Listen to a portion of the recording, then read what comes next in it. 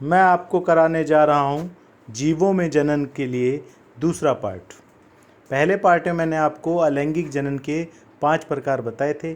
इस पार्ट में मैं आपको बताऊंगा कि जीवों में जनन के लैंगिक प्रकार कौन से होते हैं। बच्चों, लैंगिक जनन का मतलब होता है जिसमें माता और पिता दोनों मिलकर अपनी संतान को जन्म देते हैं, जैसे कि इंसान और आपके आसपास के जानवर भी।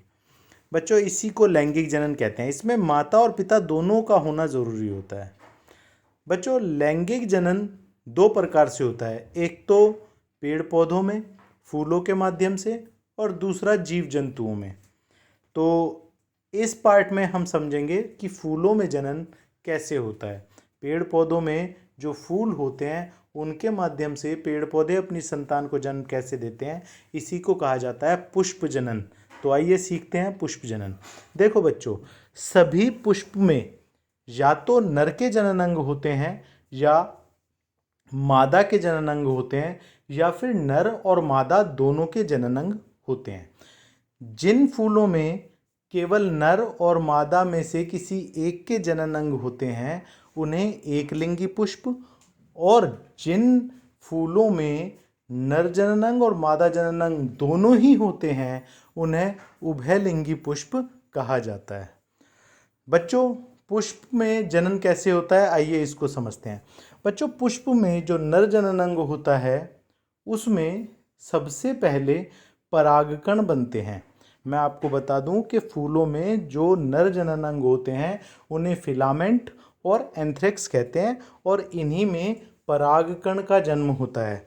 परागकण जो होते हैं वो जब मादा जनन अंग के संपर्क में आते हैं, मादा जनन अंग, बच्चों फूलों में जो मादा जनन अंग होते हैं उसके 3 प्रकार हैं। सबसे ऊपर का भाग स्टिग्मा होता है जो पीले रंग का होता है और चिपचिपा होता है। दूसरा स्टाइल होता है, और तीसरा होता है ओवरी।